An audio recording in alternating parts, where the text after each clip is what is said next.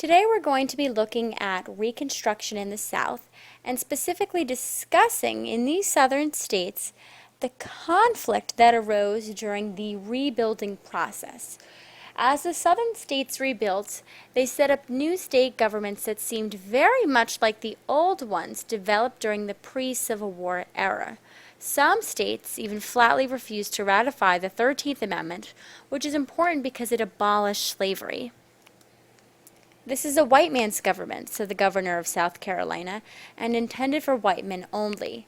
I decided to show you guys this quote because it really represented the attitude adopted by many whites during this time period. It really shows a strong resistance towards change.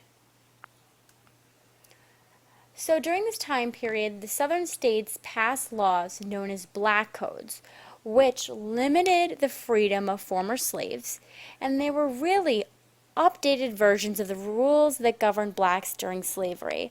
So yes, the wording has changed during slavery, and yes, they were not slaves, but they were really aimed to keep African Americans in a same inferior position to whites.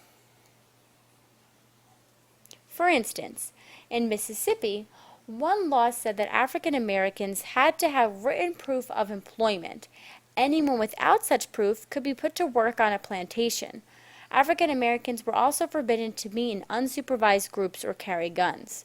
So as you can see here, there were many different black codes for pretty much any way to put an African American in an inferior position to a white person. So due to such laws, many people in the North suspected that white Southerners were trying to bring back the Old South.